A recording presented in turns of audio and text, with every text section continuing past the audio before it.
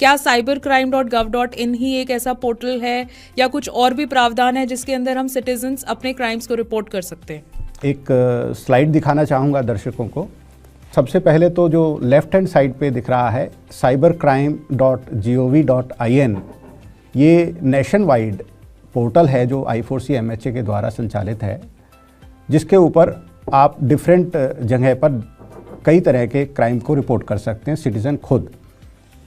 इसको जो left side का जो पोर्टल है, इसको एक ये 14 डिजिट का एक एक्नॉलेजमेंट नंबर जनरेट करता है जो सीरीज़ 2 से स्टार्ट होता है।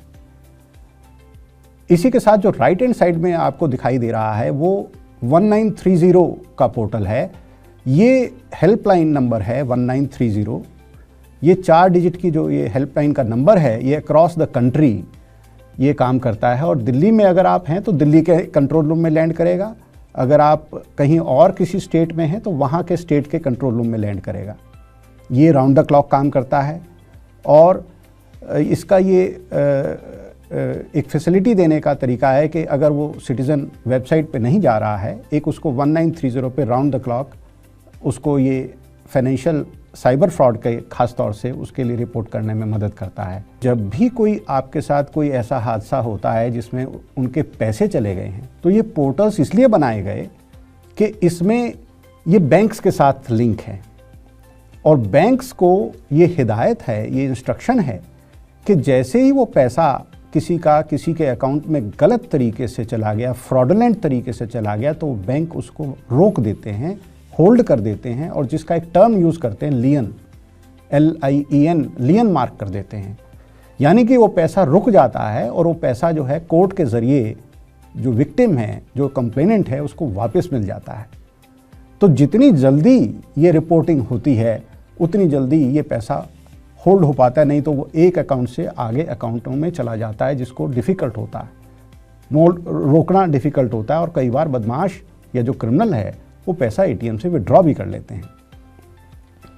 और होता क्या है, मैं इसको थोड़ा और एलेबोरेट करना चाहूँगा कि जब आप 1930 पे कंप्लेंट करने का ये डायल करते हैं तो उसी के साथ साथ एक इंटरफेस देने के लिए, ह्यूमन इंटरफेस देने के लिए दिल्ली पुलिस द्वारा, जैसे पूरे दिल्ली में हमारे 15 पुलिस के ज़िले हैं और हर ज़िले में एक साइबर का थाना है जो किसी भी तरह की साइबर की कंप्लेंट को फिजिकली दर्ज करता है ऑनलाइन उसी पोर्टल पे जो 1930 के पास है।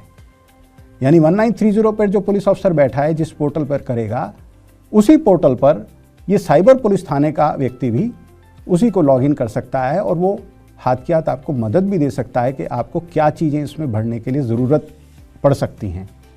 जो सबसे ज़्यादा ज़रूरत पड़ती है इन फाइनेंशियल फ्रॉड्स को, जो इसमें पैसा चला गया लोगों का, कि ट्रांजैक्शन ID क्या है।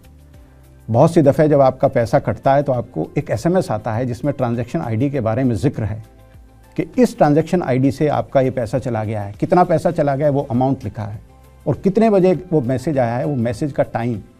अगर ये 3 चीज़ें आप नोट नहीं करते हैं तो उस, चाहे वो 1930 का पोर्टल हो, 1930 की हेल्पलाइन हो, वो रिपोर्टिंग इनकम्प्लीट मानी जाती है और वो पैसा होल्ड नहीं हो पाता।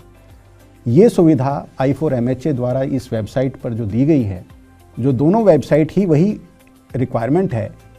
पहली चीज़, उस अमाउंट क्या चीटिंग हुई, कितने अमाउंट की हुई। मान लीजिए वो 4 बार चीटिंग, 4 बार करके वो पैसा मांगता है तो चारों का अमाउंट अलग अलग है। चारों का ट्रांजैक्शन ID या UTR नंबर जिसे बोलते हैं, यूनिक ट्रांजैक्शन नंबर, वो अलग है। और टाइम, किस टाइम वो पैसा निकला। अगर ये तीनों चीज़ें आप ठीक से नोट कर पाते हैं तो रिपोर्टिंग ना सिर्फ इफ़ेक्टिव होती है, तो हमने देखा है कि लोगों का पैसा रुका है और लोगों को पैसा वापस मिला है।